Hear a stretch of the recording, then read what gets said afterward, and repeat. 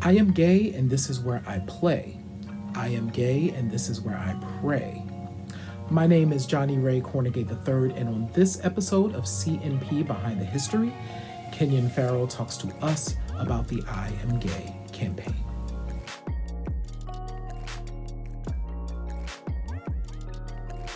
Kenyon, thank you so much for hanging out with me this afternoon. How are you? I'm great. It's good to see you. Good to see you too.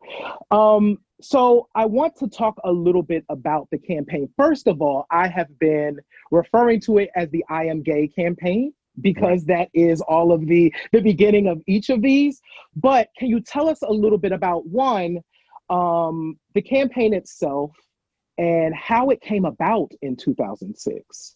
Sure. So the campaign came about when I was a staff member at, unfortunately, a now defunct organization, New York State Black Gay Network, which has a whole history itself and like a history that Wow. should be told because I think we did pretty radical work. But New York State Black Gay Network was a kind of an organization that was comprised of, it was a coalition of organizations across New York State that served Black gay men, mostly through, HIV prevention, treatment and care services across the state. And so one of the things that New York State Black Gay Network did was do one kind of technical assistance and capacity building for those partner organizations. As well as some kind of community mobilization around issues that impacted Black gay men around the state. And so my job was in doing communications and public education work. And one of the things that happened with this campaign was we got a grant from New York State AIDS Institute, which is the kind of HIV/AIDS bureau of the state health department at the time. And it was even in that was an interesting process because we wanted to do a social marketing campaign.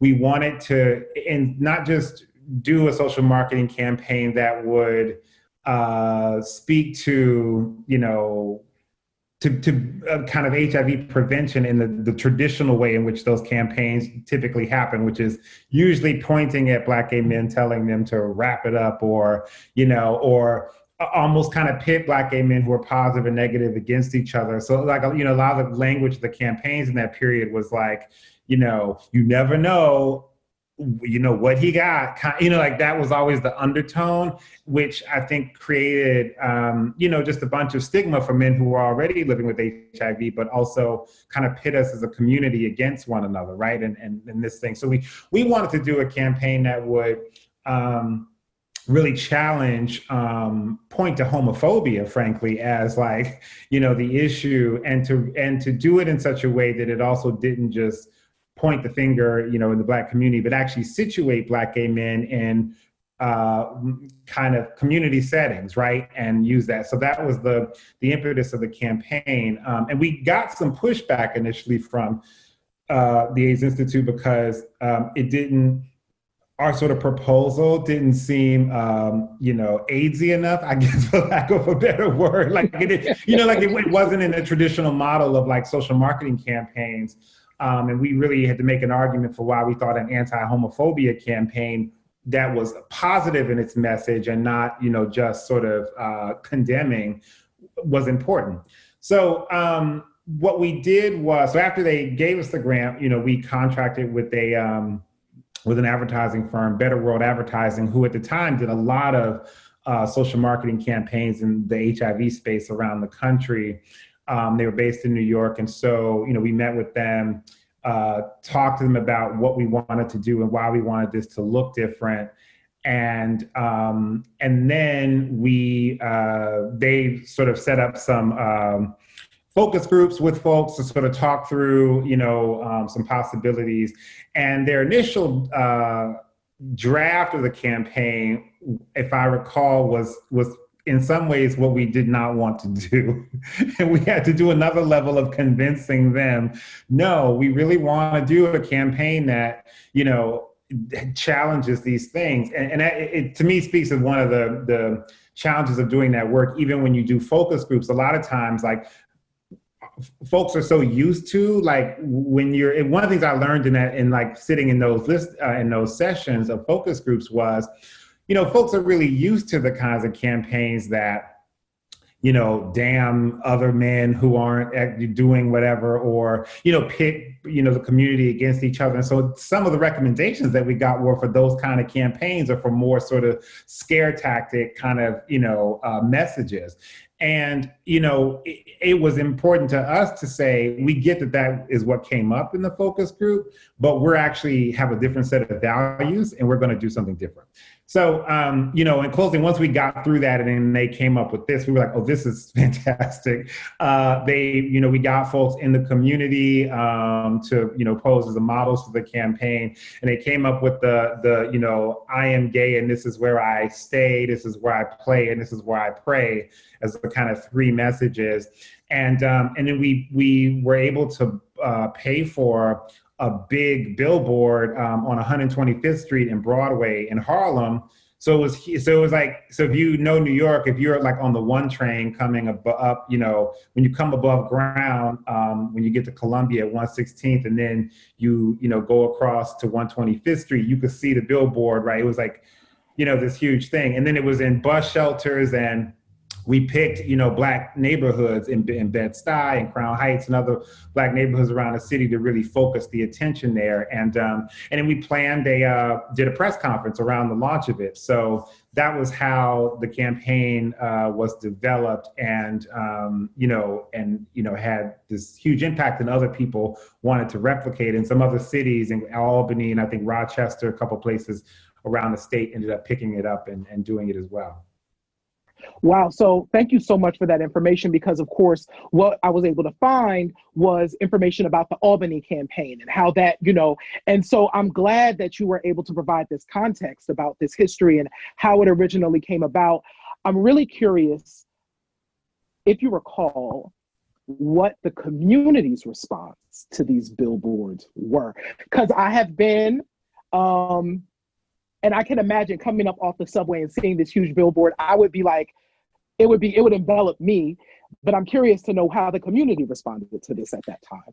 Yeah, if I remember, people generally were really positive about it. A lot of people felt like it was, that it really helped, just center us in the community, in that, and I think people also felt good because, the images, while like generally leaning to kind of a more masculine, but they also, there were folks who, looked, sort of gendered in ways that the community is gendered, kind of in a spectrum.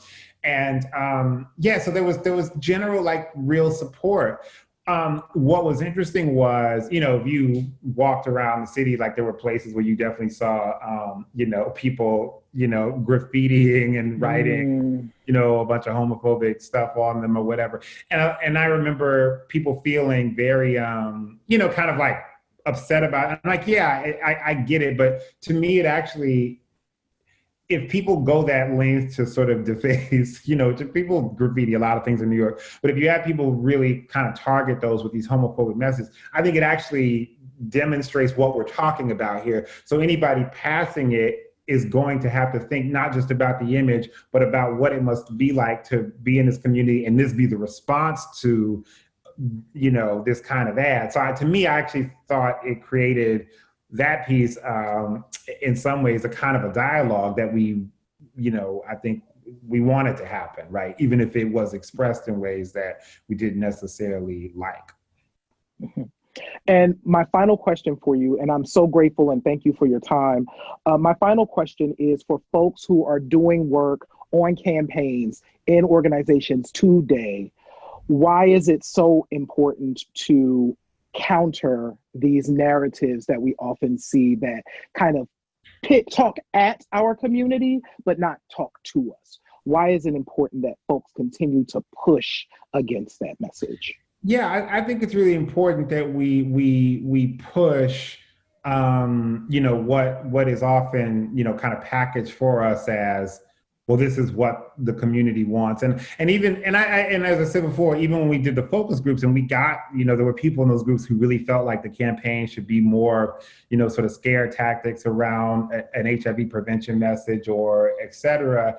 And I think it's important, like, you also have to be grounded in some values for yourself as an organization or as people in the organization to know, like, to have a sense of, like, just because we do a focus group and hear some things doesn't mean that we have to, like, necessarily lean in that direction. We're going to, really push past what people think is possible, right? And I think it was that piece that was really important, so that we did get the community feedback and engagement and from the beginning, but it was important to also push past what I think people normally expect a campaign targeting us to say. And so, I would encourage people to not just fall back into, this is what the community feedback was, and to just go and do something that, is destructive in some ways. But actually to be grounded in a sense of, no, we actually want to speak to a vision of what we want, right? As opposed to just kind of falling into the normal stereotypes. And the last thing I'll say too, I think is important just for me to kind of shout out some of the other folks who were really actively involved in this. So, so first, Colin Robinson, who's the ED of New York State Black Gay Network at the time that we conceived this, Ryan Murray, myself, Robbie Welch, Jonathan Adams, as well as, oh God, I'm putting Jonathan, upstate in Albany, you're gonna fight me. I can see your face and I'm forgetting your last name. He's gonna roast when he sees this. And Anthony Morgan too, who did a lot to carry this campaign to fruition. So just wanna give a big thanks to all of them for their work on it as well.